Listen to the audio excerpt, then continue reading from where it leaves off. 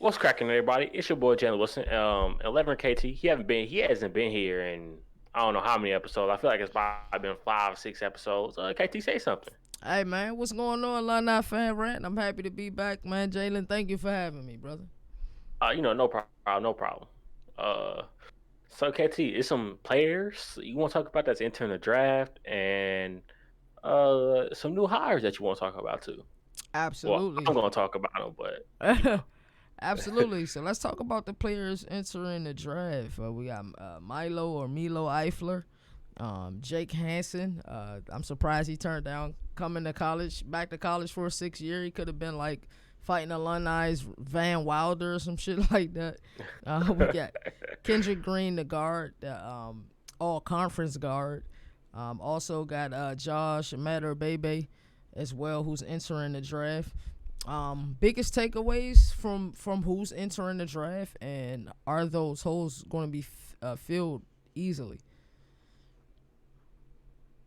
my biggest takeaway. You want me to give a takeaway about each and every player? Hey, you got the floor, my brother.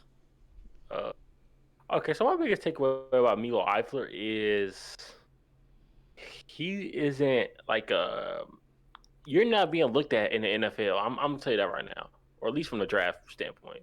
Mm-hmm. If I'm a scout, I'm not looking at Milo Eifler because he was bad in pass coverage. He consistently took bad angles in games. Like I'm not looking at him to be my linebacker of the future. Maybe special team linebacker, but we don't got to draft you for that. Mm-hmm. Uh, Kendrick Green. Uh, Biggest takeaway is I like Kendrick Green. I think he's a good player. I thought he could have improved also. My biggest takeaway is his draft stock probably isn't high because Illinois sucked this season. Mm-hmm. Jake Hansen, biggest takeaway when it comes to him is he, he has some improvement to make. Uh, Terrible at pass coverage, but he can go seventh round if he wants to.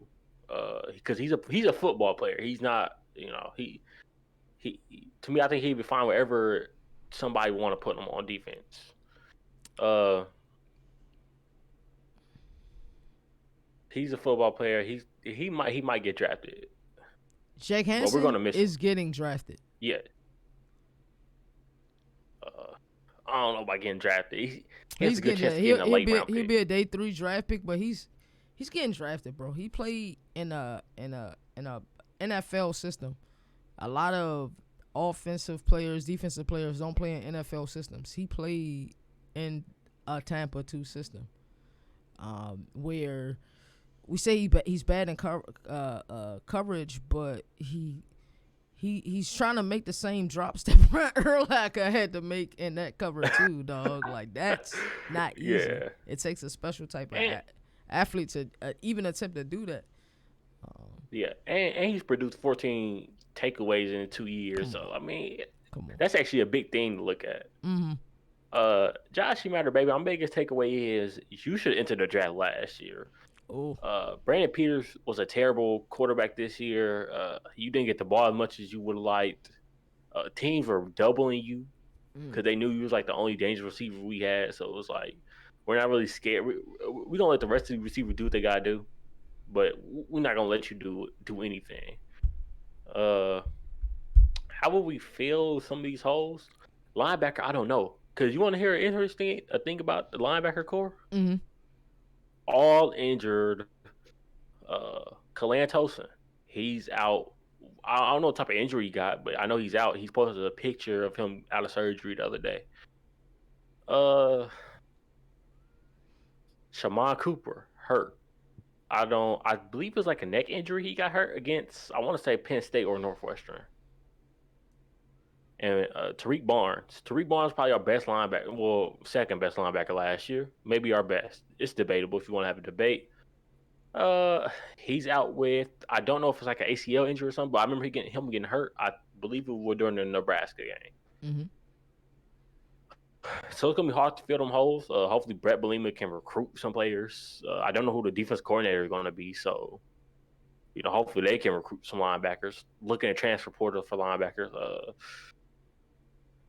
Kendrick Green. I think we have a good replacement and Blake Jusserti. I don't know how to say his last name. Uh, we have a good replacement. Is he as good as Kendrick Green? I Mm-hmm. don't think so. But is he a good replacement? Yes. Like a good filler for like a year or two. Okay, I'll take that. Joshi Matterbebe.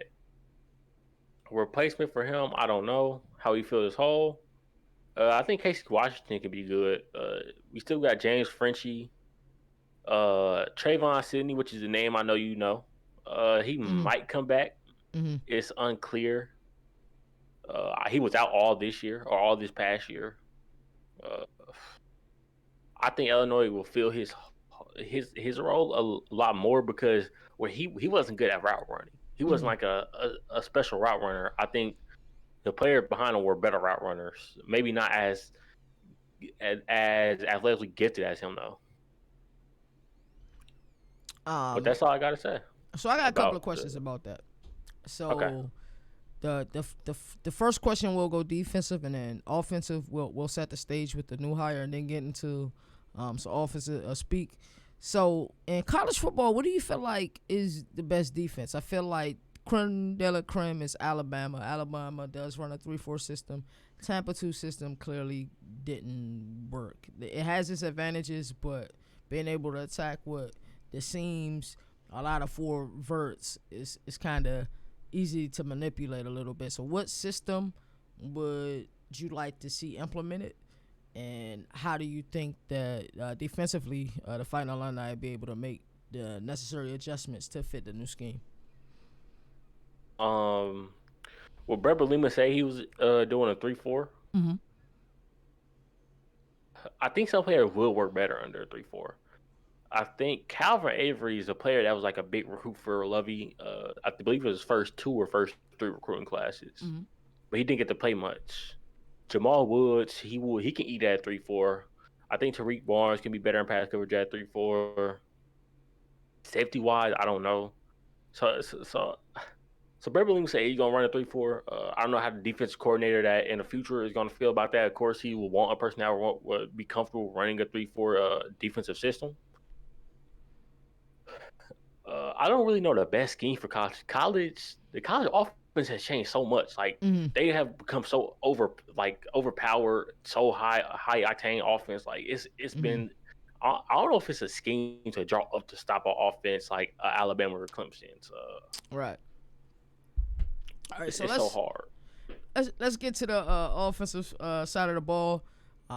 I want to get your take on it. In my opinion, Rebbe Lima did an excellent job with his offensive coordinator / quarterback coach hire. Hired Tony Peterson from Appalachian State, averaged 32 points a game. He's a quarterback-friendly coach with a proven track record. I think the track record is everything when you're trying to build something. He was able to develop quarterbacks at Marshall like Chad Pennington, Byron Leftwich, and I think this is a boom, but with one stipulation. Isaiah Williams has to be the quarterback. No ifs, ands, buts, or maybes. Because I feel like he can develop him into maybe not even an NFL quarterback, but a highly productive college quarterback. What's your take on that hire? I looked at it as not a bad hire. But I also looked at it as like, okay, let's see what we getting. I saw a lot of Appalachian States fans was like, "Oh, thank you," oh, we didn't want this guy anyways. Like, thank you for taking him off his hands, because I saw lots of fans saying, "Oh, like this past year they saw regression in offense." I'm like, I didn't feel comfortable about that because this year our offense regressed. It's not like we have lots of offensive talent. Can I say He did something? say he want to, yeah. All right. I remember when Bills traded for Stephon Diggs. And then Minnesota Vikings fans were like, "Oh, he has an attitude problem. Good luck with him," because he did do something that was really immature. He outed Kirk Cousins. They was like, "Yeah, well, he's Buffalo's problem now." Well, that he not looking like a problem. You know what I'm saying now? So, like, it's kind of hard. But that's where I just kept reading like, "Yeah, good luck in Buffalo, Stephon Diggs." Like they, you know. So, fast forward, 10 months later, I'm happy with it as a Bills fan. So. Well, fans are like that. Fans are never happy. Right. like Alabama fans get mad at Steve Sarkisian at times. Like, bro, That's a great point. Great point. like why are you getting mad at him? Hmm. Like y'all are winning. I would never be mad at Steve Sarkisian if he was our offense coordinator. Hmm. So it's like I kind of get what you're saying, and I agree with it. Some Hmm. fans do overreact. Some fans are like, oh, they're just terrible because they don't want to run the stuff we want to run, like Hmm. that the fans want to run. Right. Right. Uh, but sometimes the stuff that the fans want to run might not fit the offensive player. Now, this is the quarterback that I mean, not quarterback. This might be the offense coordinator that Isaiah Williams need because Hmm. Rod Smith wouldn't really give him a chance. Well, I don't know if it's Rod Smith or Lovie Smith Hmm. that wouldn't really give him a chance. But it was like I don't think he really developed from his first year to his second year. You saw like a little bit of improvement, but it wasn't like a lot of development. I'm just like, this kind of is what Isaiah Williams need. But the problem is Brandon Peters is coming back. Like, Hmm. you wanna know how I feel about that? Yeah, please get into that. We need to hear how you feel about Brandon Peters. I don't like it. I hate it. Why is that? I would say it's like the Falcons. Like, Moonvibes always talk about, oh, Matt Ryan's still a good quarterback, but it's time to move on. Yeah. Like that's how I feel about Brandon Peters, except for the good quarterback part. Like we saw what he can do. Now it's time to like just get him out of here. Uh, so I'm not happy about him returning. I'm like, let Isaiah Williams shine. This could cause Isaiah Williams to leave. This could cause we got Deuce Spann, who was a true freshman this past season, and he played, and he didn't play at all. But I don't even know if he played. He might have played one snap. But I'm like, let Isaiah Williams and Deuce Spann run quarterback 1 and 2, basically. Don't use a 2 quarterback system, but let Deuce Spann be the backup. Um, and I'm like, so we got Samari Collier coming in, who's a freshman quarterback from Texas. Hmm. I'm just like, let them three be the main 3 quarterbacks. Um, let's see which one is going to be the future. If Isaiah Williams is the future of Illinois, let him show that he's the future. He can't show he's the future if y'all have him playing behind Brandon Peters for 3 seasons straight. We can't see if Deuce Spann's the future if y'all have him being held back at 3rd string. We can't Hmm. see if Samar Cutter is the future if y'all have him at 4th string. Like I want to see what we got now with Isaiah Williams. I saw what we got with Brandon Peters. We got a mediocre quarterback, mediocre college quarterback, not a mediocre NFL, mediocre college quarterback with Brandon Peters. I see that. Now it's time to see what we got with Isaiah Williams. Alrighty. So what will be Isaiah Williams' classification? Will he be a junior this year with the COVID rules? What year will he be in next season? I believe if they return, they get a year added on. Like, Okay. If you're a sophomore this year and you return, then you're gonna be classified as a junior because that's what it is. But he's a red shirt. He's a red shirt. He's a red shirt freshman this past season. Okay. So he might have been a red shirt. I'm not too sure. Because they changed the rules to where you can only you can play the freshman 4 games and still have him be a red shirt. Got you. But I believe he was a red shirt freshman this past season. So that would mean he's a sophomore academically. Mm-hmm. But on the field next year, he'd be a red shirt sophomore, but he'd be a junior academically. Okay, so that means he'll have 2+ years under Tony Peterson's system. If he can figure it out, I can see some success there. But you know what the problem is? What's that? If Brandon Peters win that starting quarterback job,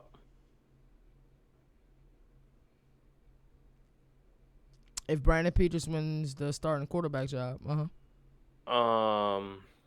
he's gone. Isaiah Williams is gone. Like from what I saw in that after the Penn State game, during the interview, like the post game interview, he it looked like he just wanted to be a starting quarterback. Mm-hmm. I'm like, bro, just let that man be. It's like he had that Jalen Hurts effect too, to where, and I know you love Jalen Hurts. It's like the team likes him more than Brandon Peters. Right. Like at least it seemed like that last year. It seemed like that. Mm-hmm. It seemed like when he was in, boom, he gave them a shot in the arm. Mm-hmm. Like it's kind of like Jalen Hurts did this year with the Eagles. It was like a shot in the Absolutely. arm when he came in. Mm-hmm.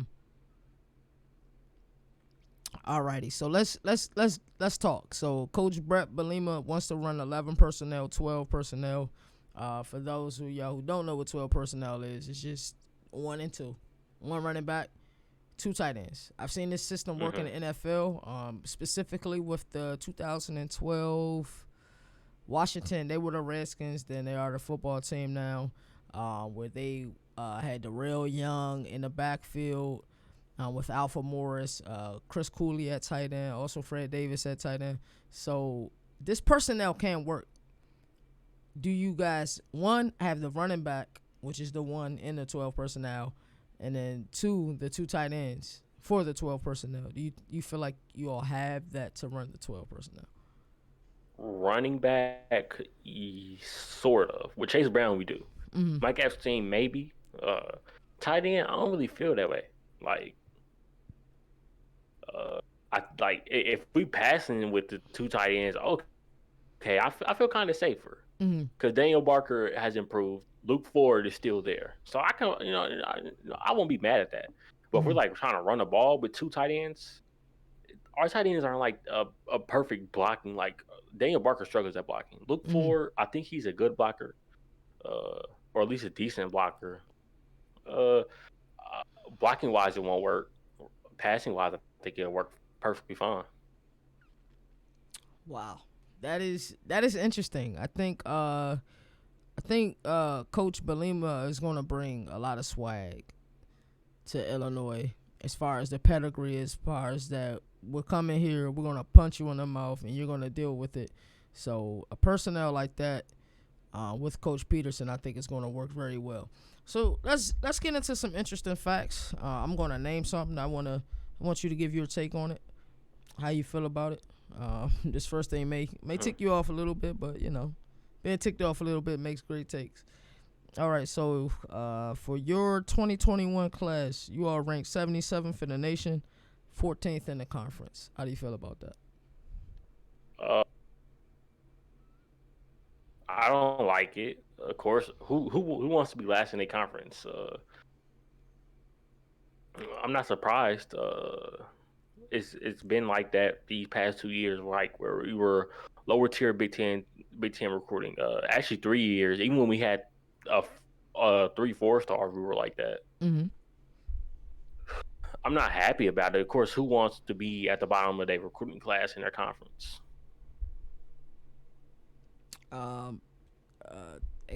Kind of expanding on that question, how can Coach Bielema make an impact on recruiting for the class of 2022? Where is an area where he can take advantage of that Coach Lovie Smith was unable to take advantage of? Where's the high school and stuff like that, like state and everything? Yeah. I mean, not even as like locale, position. Position. Maybe it's something he's that Lovie Smith didn't do when a recruit actually come to Champaign. Did even Lovie even creating a better pipeline than Lovie Smith created? Because we all know Lovie Smith didn't even take over Illinois. Like he didn't have a pipeline at all. So where can Coach Bielema do? What do you feel like he can do to make a really big impact for the class of 2022, where maybe not 77th, maybe around that 35th, the 30 to 35 spot? I don't think it's going to be that big of a jump. I would say about in the mid 50s would be perfect. That's an improvement. Great improvement. Yeah. I would say, first of all, you can start by recruiting Illinois players. That's the thing that Lovie Smith didn't do. And maybe he felt a certain type of way because Illinois players weren't going to Illinois for real. So maybe he felt a certain way like they never wanted to go to Illinois. But also Brett Bielema can recruit safeties and cornerbacks. That's a big thing Illinois always struggled at during the 2018 season because some DBs got suspended that year and injured. 2019, last year, Not this past year, but the year before. This past year, uh, we had struggles at DB. We had some. We had a safety come over and play cornerback because injuries. We had to play a true freshman. Turned out to be good though. Then this past year, we were just struggling at safety and cornerback, and COVID hit two of our cornerbacks, and injuries hit some of our safety. So it was like we kind of stuck out there. So he can improve by recruiting those doing those two things. Wow. So speaking of recruiting, you all had a player enter the transfer portal. Owen Carney, defensive end. It's a two-part question. Do you feel like that was a major loss? And if so, or if not, what school could you see him going to? Major loss. I don't think it's like a huge loss. It's not like he was like a really really good player. Uh, I feel like we have the defensive ends like Seth Coleman and Keith Randolph. Some players coming in for the recruiting class to kind of replace that, and last recruiting class. What school do I think he goes to? Uh, he never did enough to go to like a really big, good Big Ten school. If anything, I see him going to like let's say like Central Michigan, Buffalo, Ohio, like a Power Five school. Or Power Five, no, Group of Five school. Sorry, Group of Five school. Alrighty, so I got one final question, then I guess you can end today's show the way you want to. Who's the starting quarterback next season and why? You asking who I want to be starting quarterback? Who you want to be honest? Like who's going to be the starting quarterback? I think we both want Isaiah Williams to be the starting quarterback, but what does your gut tell you? In your gut, who will Brandon be? Peters. Why, bro? Brandon Peters. Because like, I feel like the coaching staff going to be like, oh, he started these past 2 years. He should start at least one more year since he has one more year eligibility left. Like, the thing is that the coaching staff is going to see more experience in Brandon Peters, so they're going to go with Brandon Peters. I really don't like that. I feel like if groomed properly, Isaiah Williams can be an elite college football player. Also, can I say this? Yeah, absolutely. I feel like they're like throwing hints in there that he's gonna be the starter. Like I believe they said like they said he's good. Like I think Tony Peterson said this. I believe I'm pretty sure it's Tony Peterson. He was like I can work my. He said I love to have a quarterback to like Brandon to work around with. Basically like I can help him improve and stuff like that. I'm like that's saying to me right there that he's the starter. Like Right. he's the starter. Like I don't need to hear much to know that. And then they was like, oh well, he's still gonna have to compete. Like he's a leader right now. He's gonna have to compete, but he's a leader. Just know that. That's interesting, man. I'm done asking questions. This is something I'm gonna pay attention to. I think Illinois has done a fantastic job with one getting the head coach that they want, somebody that is from Illinois, somebody that has had success inside of the Big Ten. Two, the offensive coordinator, somebody with the pedigree, was able to get Chad Pennington, who played for the New York Jets and I believe the Miami Dolphins, also Byron Leftwich, get both of them to the NFL. So it's teetering in the right direction. Definitely need to figure out who that defensive coordinator is going to be. You know what I'm saying? Jalen, you want to take them home? Yeah. On paper, it's teetering in the right direction. On the field, we still gotta wait to see.